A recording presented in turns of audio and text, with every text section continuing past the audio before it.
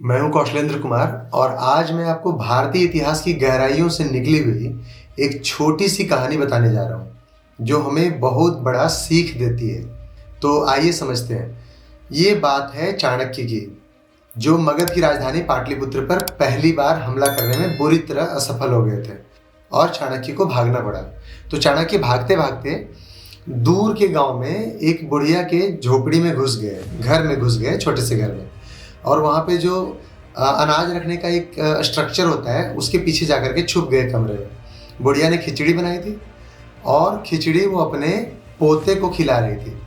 तो बुढ़िया ने क्या किया था कि गर्मा गर्म खिचड़ी थाली में रख करके उसके बीच में छेद कर दिया, मतलब फैला दिया, और उसमें घी डाल दिया। और किसी काम से बुढ़िया थोड़ी देर के लिए बाहर चली गई। जब तक वो वापस आई तो देखिए उसका जो पोता था वो चिल्ला रहा था, क्योंकि उसको जो गर्म खिचड़ी है वो उसके हाथों में लग गई थी, उसके हाथ जल गई थी। तो बुढ़िया ने अपने पोते को डांटते हुए बोला कि तुम तो निरा मूर्ख निकले चाणक्य की तरह। कभी कोई भी आदमी गर्म खिचड़ी बीच में से खाता है क्या? खिचड़ी जैसे जैसे किनारे से ठंडी होती जाती है वैसे वैसे खिचड़ी को किनारे किनारे से खाते जाया जाता है।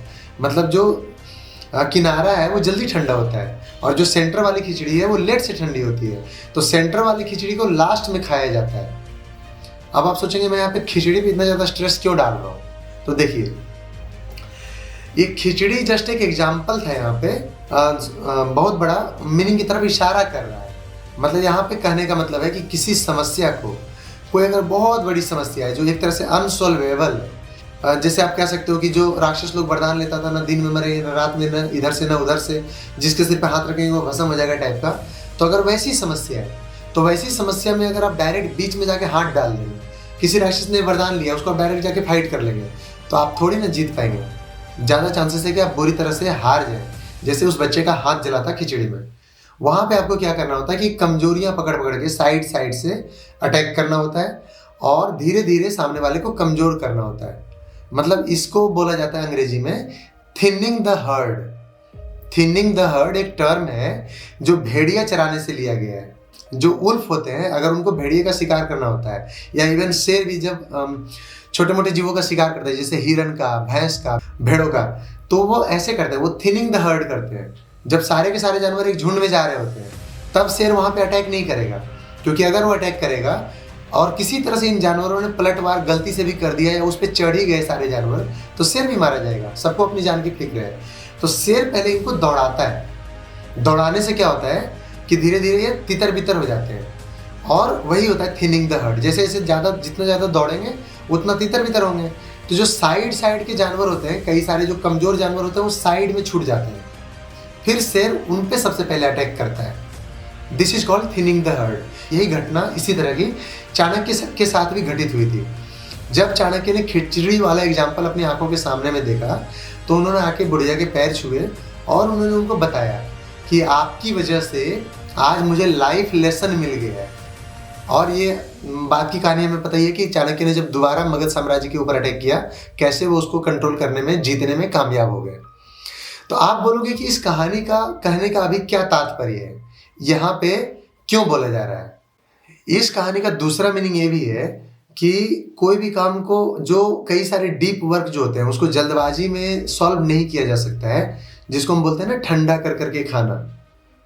तो उसको ठंडा कर करके, मतलब आराम से किया जाए तो ज़्यादा अच्छे से वो चीज़ें सेटल होती है।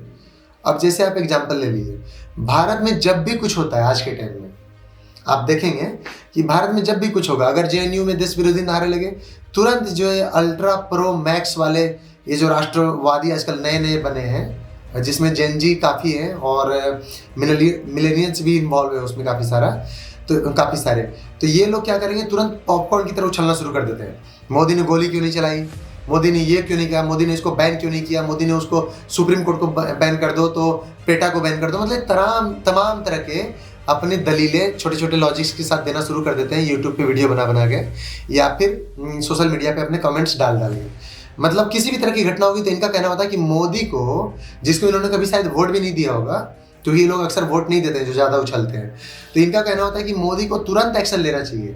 मतलब इनको ऐसा लगता है जैसे हॉलीवुड की मूवी चल रही है कि भाई अभी वहाँ से विलेन उधर से आ रहा है, इधर से टॉम क्रूज को तुरंत जंप करना चाहिए और विलन को उसी समय सबक सिखा देना चाहिए एंड विलन से माफी भी मंगवा के तब विलन को छोड़ना चाहिए। ये लोग मोदी से वैसे एक्सपेक्ट करते हैं। ये वो वाले लोग हैं जो ज़्यादा खतरनाक है, क्योंकि हर बात पे चाहते हैं कि मोदी गोली चला दे। अगर कोई किसान धरने पे बैठा हुआ है, किसान हो या सो कॉल्ड किसान हो, इनका मानना है कि मोदी को लाठी से उनको पहले चूर देना चाहिए। एक भी किसान चलने लायक नहीं रहे, मतलब इस तरह का ये एक्सपेक्ट करते हैं। ये अल्ट्रा प्रो मैक्स जो राष्ट्रवादी हैं ये ज़्यादा खतरनाक है, क्योंकि इनको अकल कुछ खास है नहीं। ये बात बात में पॉपकॉर्न की तरह बस उछलना जानते हैं और ऐसा इनको लगता है कि इनको पूरे ब्रह्मांड का ज्ञान इनके पास ही है। यहीं पे जब आप मोदी जी की हरकतों को देखेंगे, मोदी जी की चाल को देखेंगे, द वे वो हैंडल करते हैं एक मैच्योर्ड पॉलिटिशियन की तरह, एक मैच्योर्ड पीएम की तरह, एक मैच्योर्ड लीडर की तरह, हर समस्या का परमानेंट इलाज ढूंढते हैं। आप एग्जाम्पल लेंगे, जेएनयू वाले खूब चिल्लाए दिस दैट, कहाँ है आज जेएनयू वाले? आज के टाइम में देश विरोधी नारा लगाते रह गए। जेएनयू में भी मैक्सिमम पदों पे जो बीजेपी का स्टूडेंट्स यूनियन है वो जीत चुकी है। अगर आप इसी तरह से किसान आंदोलन कर लोगे, कितने लोग आज के टाइम में किसान आंदोलन में अवेलेबल है आपको, जो उस टाइम में पॉपकॉर्न की तरह उछल रहे थे, पिज्जा खा रहे थे, मसाज करवा रहे थे, तमाम तरह की चीजें जो करवा रहे थे, आज कहाँ है सबके सब? जो उनका लीडर था कहाँ है आज? कौन किस जेल में बंद है किसी को नहीं पता। जेएनयू वाले मामले में जो था उमर खालिद वगैरह कहाँ है आज? मतलब इनका परमानेंट इलाज किया गया है। कोई बोलता है कि भारत का चिकन नेक काट दो। अल्ट्रा प्रो मैक्स राष्ट्रवादी जो चाहते हैं कि जो जिसने बोला है कि चिकन नेक काट दो भारत का, उस बंदे का गर्दन लेकर के मोदी मार्केट में घूमे ऐसे लहराते हुए कि देखो भाई मैंने सरजील इमाम का गर्दन उड़ा दिया है। भाई मोदी को पीएम है, वो तुम्हारा बॉडीगार्ड नहीं है कि तुम जैसे बोलोगे वैसे करता चलेगा। मोदी कोई कमांडो का ऑफिसर थोड़ी ना है, मोदी लीडर है, वो अपने तरीके से करेगा। मोदी ऐसे चाणक्य जैसे बहुत सारे लोगों से सीख करके वहां पहुंचा हुआ है और मोदी तब से राजनीति में बहुत अच्छा कर रहा है, तब से वो हारा ही नहीं है कभी भी, जब तुम में से कई सारे लोग तो शायद पैदा भी नहीं हुए होंगे। तो ये बात है। आप दूसरे एग्जाम्पल भी ले सकते हो, जैसे आतंकवाद। कहाँ है आजकल आतंकवाद? मतलब आप याद कीजिए, जब आप लोग ट्रेनों में सफर करते थे, दूसरे 10-15 साल पहले जब मैं ट्रेनों में सफर करता था, उस टाइम में ट्रेन के अनाउंसमेंट कम होते थे, ये अनाउंसमेंट ज्यादा होते थे स्टेशनों पे कि कृपया किसी वस्तु को, लवारिश पड़ी हुई वस्तु को ना छुए, वो बॉम्ब भी हो सकती है। और डर के मारे हम किसी वस्तु को नहीं छूते थे, हमें लगता था कि इसमें बॉम्ब भी होगा। ये था भारत में दहशत का माहौल। कहाँ है आजकल वो सब? आतंकवादी घटनाएं दिन प्रतिदिन होती रहती थी, हर चौथे दिन, हर 5वें दिन कोई ना कोई घटना घटती थी। कहाँ है आतंकवादी घटना? एक आतंकवादी घटना घटी अभी पाकिस्तान ने घटाया पहलगाम में, और बदले में मोदी ने पाकिस्तान को चूर चूर के मारा, कुत्ते की तरह मार के बिलबिलाता रहा पाकिस्तान, और मोदी उनको कूटता रहा। ये हालत है आज। मतलब इस तरह से मोदी सोल्यूशन निकालते हैं। आप नक्सलवाद को देख लो, पूरा भारत नक्सलबाड़ी से शुरू हुआ। नक्सलवाद जिसमें मैंने वीडियो बना रखा है ऑलरेडी, लिंक शेयर कर दूंगा। वो सिर्फ एक नक्सलबाड़ी जैसे छोटे एरिया से शुरू हुआ पश्चिम बंगाल के, और पूरे भारत को इनगल्फ कर चुका था, पूरे भारत को डुबो चुका था। कहाँ है आज नक्सलवाद? 2026 तक अमित शाह ने टारगेट लिया नक्सलवाद को 0 पे ले आने का। हालांकि मुझे लगता है कि 2026 तक पहुंचने नहीं देंगे, 2025 में ही निपटा देंगे। मतलब समय से पहले टारगेट अचीव कर लेंगे। इसी तरह से विदेशी फंडिंग, जो पाकिस्तान आईएसआई का जो गठजोड़ चलता था यहाँ के लोकल पार्टियों से, लोकल लोगों से, एक एक करके उनको खत्म किया गया। हालांकि ये वैसे नहीं हुआ जैसे अल्ट्रा प्रो मैक्स राष्ट्रवादी लोग चाहता था कि रातों रात के 3 बजे मोदी का फोन आता है इन राष्ट्रवादियों को कि हाँ भैया मैं जा रहा हूँ इसको खत्म करने के लिए, तुझे लाइव कवर करना है तो आ जा। इस तरह से नहीं किया मोदी ने चाणक्य की तरह, जैसे चाणक्य ने सीखने के बाद किया था, खिचड़ी को साइड से खाया।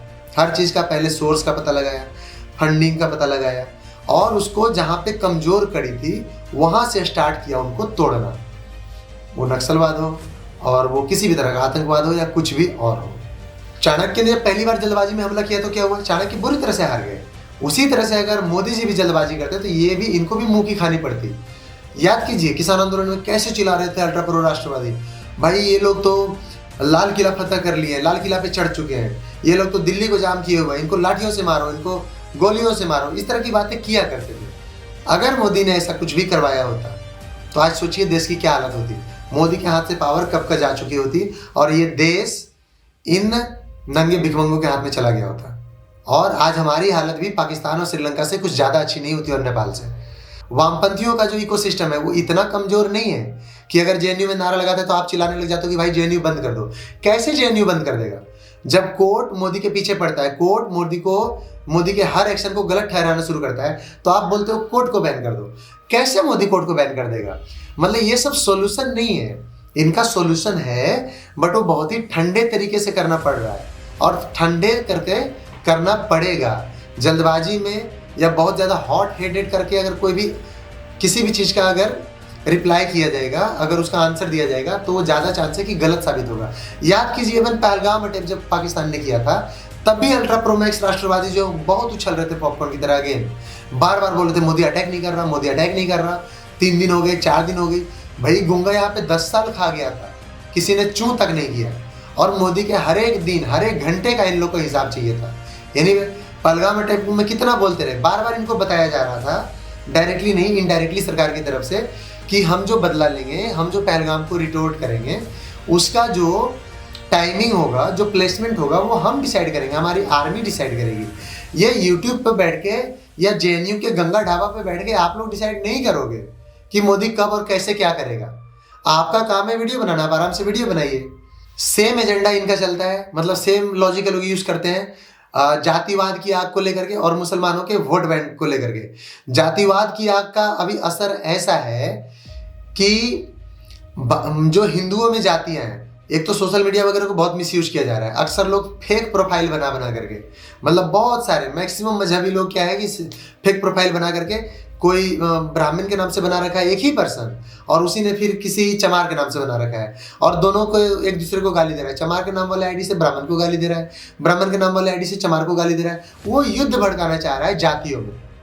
तो ये जो जातिवाद की आग है वो आप देखेंगे कि पिछले 60-70 सालों में ऐसी नहीं चल रही थी जितना अभी चल रही है। और ये जो लेफ्ट लिबरल लॉबी है जो इन सब में सबसे आगे रहती है, जिनको फंडिंग मिलती है, सोरोस गैंग, रॉकरफेलर गैंग, मतलब ये सब जो बड़े बड़े सुपर रिच लोग हैं, जो लोग रिच लोगों की कैटेगरी में आते भी नहीं है, इतने रिच हैं, उससे ज़्यादा बियॉन्ड रिच है, वो लोग फंडिंग करते हैं सबके लिए।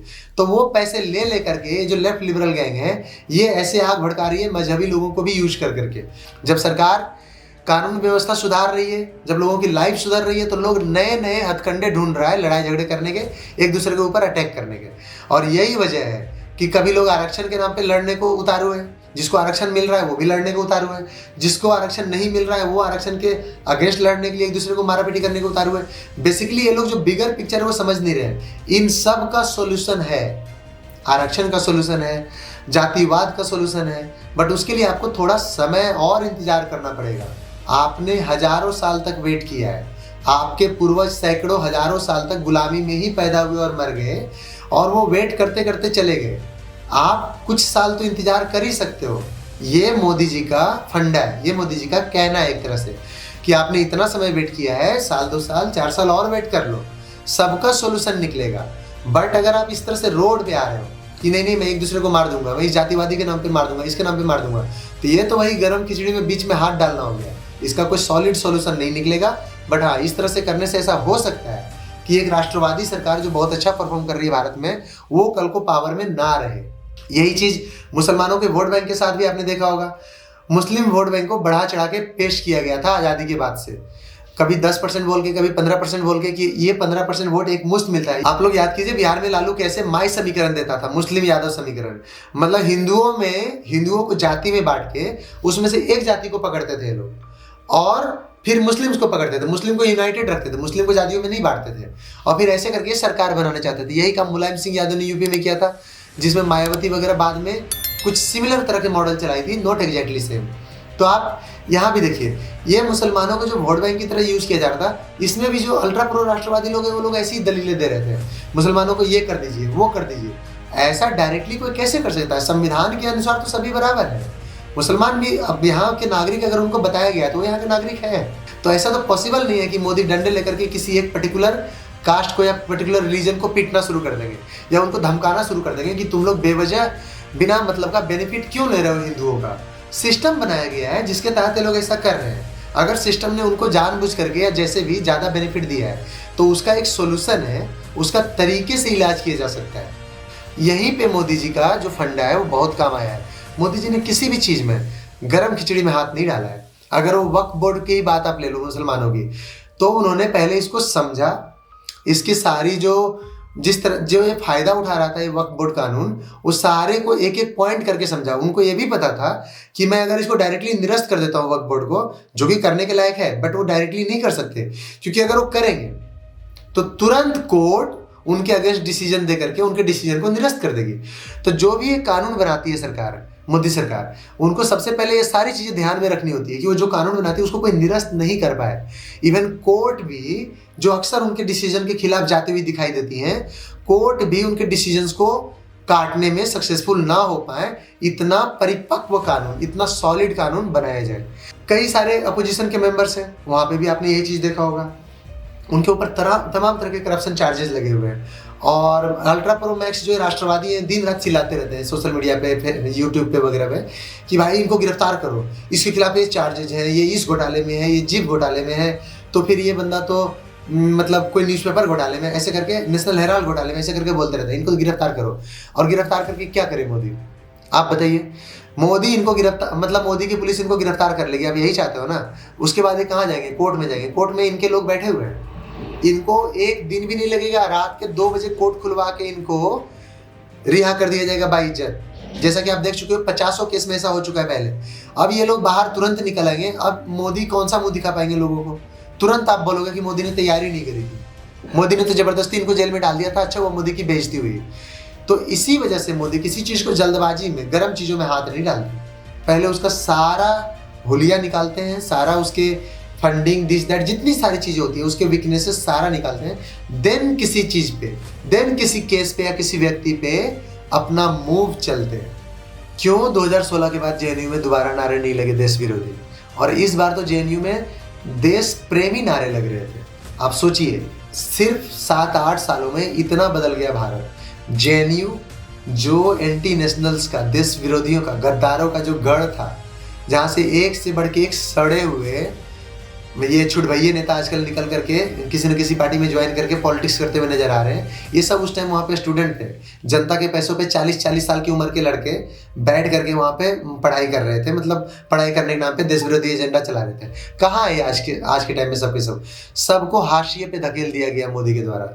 एनजीओज की अगर आप बात करोगे तो सिर्फ 2013 तक 18,000 एनजीओज के एफसीआरए लाइसेंस रद्द किए गए थे मोदी सरकार के द्वारा। आज के टाइम में डेटा 30-40 हज़ार से भी ऊपर चली जाएगी।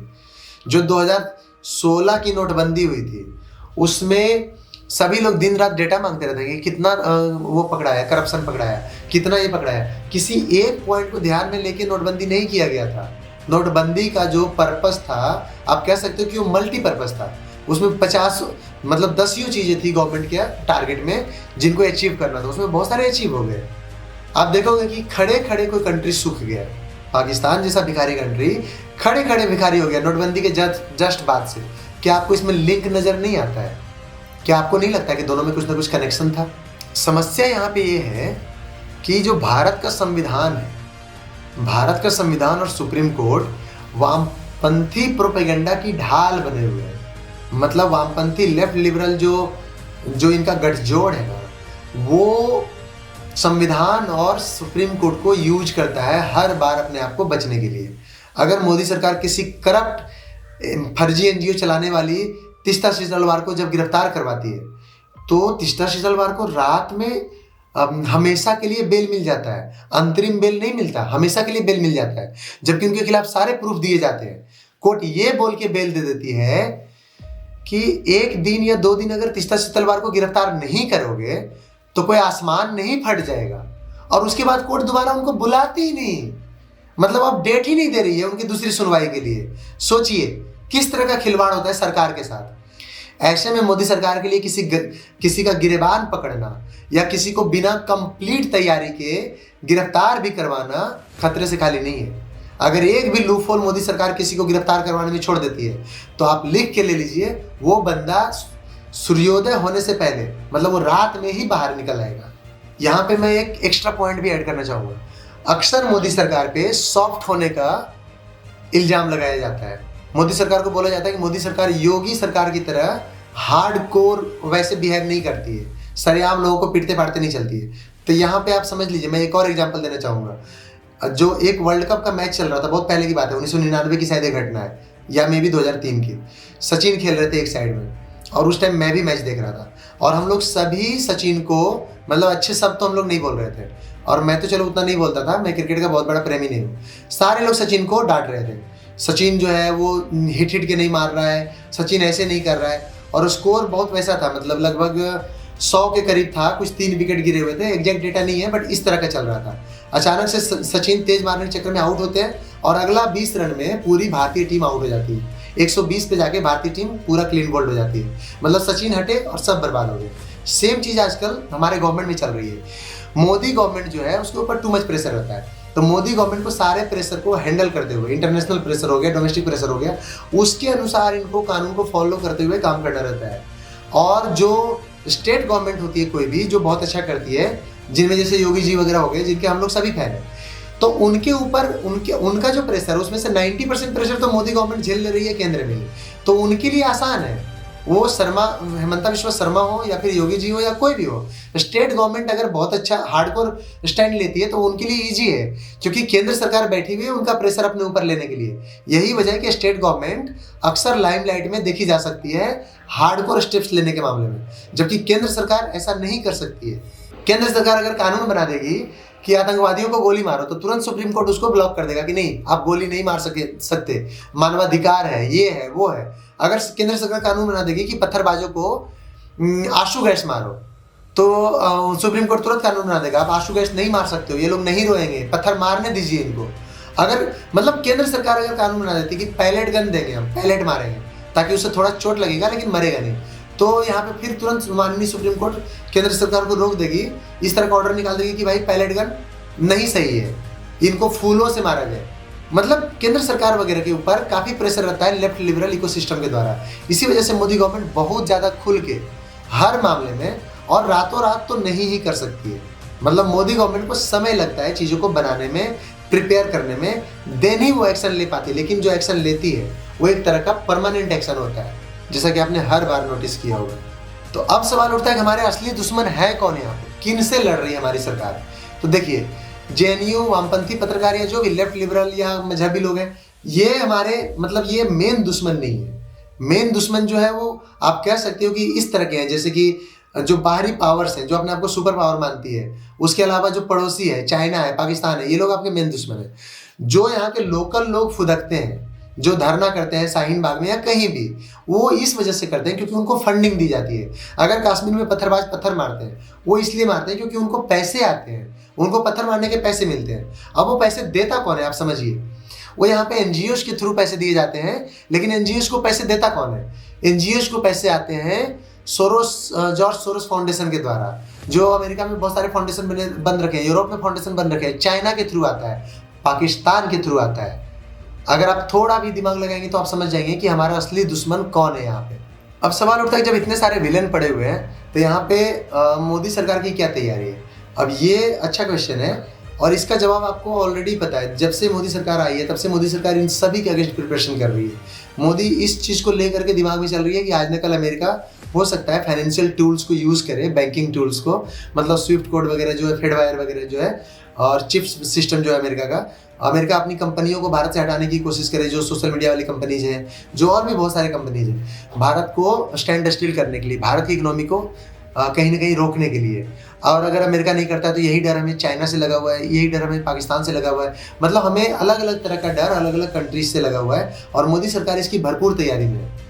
आप देखेंगे कि आत्मनिर्भर भारत के तहत मोदी सरकार ने तमाम तरह के काम किए हैं, जैसे कि आपका अगर वो हमारा अपना खुद का यूपीआई सिस्टम डेवलप करना हो, हमारा अपना बैंकिंग सिस्टम डेवलप करना हो, हमारी रुपी जो है हमारा अपना करेंसी उसको बढ़ावा देना हो, अलग से ब्रिक्स को मजबूत करना हो, या फिर अगर आप दूसरे क्षेत्रों में भी जाकर के देखेंगे डिफेंस क्षेत्र में, तो डीआरडीओ लगातार टेस्ट पे टेस्ट करता जा रहा है। कहीं अग्नि 5 की टेस्टिंग कर रहा है जिसका रेंज किसी को पता ही नहीं है, कोई 5500 बोलता है, कोई 8000 किलोमीटर बोलता है, मतलब किसी को लगता है कि पता नहीं यूरोप पूरा का पूरा यूरोप इसके रेंज में है, किसी को लगता है नहीं सिर्फ इंडिया, सिर्फ चाइना और पाकिस्तान इसकी रेंज में है।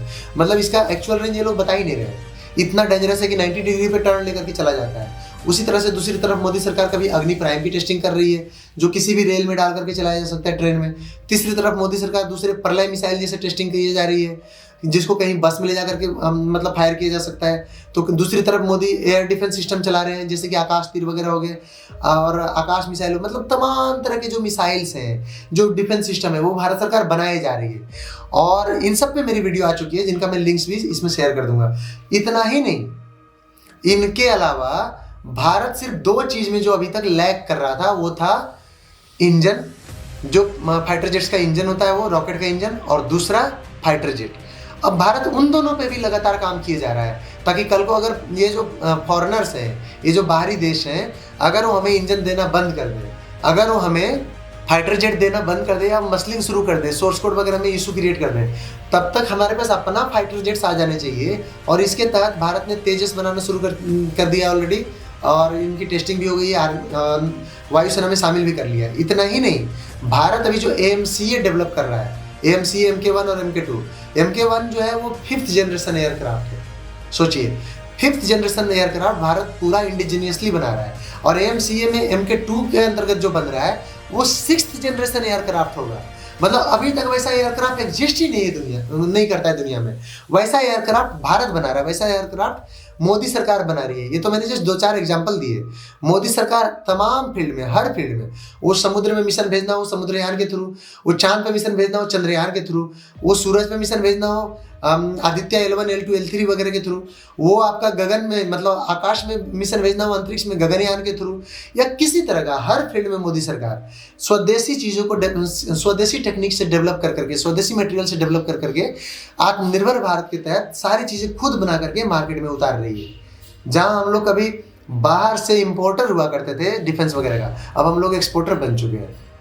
तो ये सारी तैयारी मोदी सरकार की है ऐसे खतरों से बचने के लिए, और इसी को बोला जा सकता है कि ठंडा कर करके खीर को मोदी सरकार खा रही है। मोदी सरकार कोई जल्दी में नहीं है, इनको कोई जल्दबाजी नहीं है कि आज की आज ही करना। इनको पता है कि किसी भी काम को करने में समय लगेगा। आप पाकिस्तान का एग्जाम्पल ले लीजिए। पाकिस्तान किस तरह का हेडेक बना हुआ था भारत के लिए, और अभी पाकिस्तान कितना टॉर्चर कर रहा था भारत को जस्ट कुछ सालों तक, और आज पाकिस्तान की क्या हाल है। पाकिस्तान की बात शुरू हुई तो मैं यहाँ पे एक बात और बता दूँ, पाकिस्तान हिंदुओं से नहीं डरता है, मतलब हिंदुओं से पाकिस्तान को डर नहीं लगता है, लेकिन पाकिस्तान तालिबानियों से पूरा डरता है। तालिबानियों से इनकी फटी पड़ी रहती है, और ये तालिबानी इनको दौड़ा दौड़ा के मार रहे हैं आज के टाइम में। अब आप पूछोगे कि तालिबानियों से पाकिस्तान की क्यों फटती है, हिंदुओं से क्यों नहीं फटती है, तो आप हमेशा याद रखना, एक दरिंदे की सिर्फ दूसरे दरिंदे से फटती है। हमेशा एक दरिंदा सिर्फ दूसरे दरिंदे से दहशत खाता है, कभी भी आम इंसान से कोई दरिंदा कभी नहीं डरा आज तक। भारत के हिंदू जो है, जो भारतवर्ष है, वो एक आम इंसान की तरह है, मतलब अच्छा लोग है। यही वजह है कि पाकिस्तानी दरिंदे भारतीयों से नहीं डरते हैं। लेकिन जब बात अफगानिस्तान की तालिबानियों की आती है, तो इनको पता है कि अगर ये पाकिस्तानी दरिंदे हैं तो ये तालिबानी इनके बाप हैं। और यही वजह है कि आज भारत बिना एक उंगली उठाए पाकिस्तान को पूरा मटिया मेट ऑलमोस्ट करने की कगार पे पहुंच चुका है। ये होता है खीर को ठंडा कर करके खाना। आपको क्या लगता है, इस पे आप कमेंट्स में जरूर बताएं।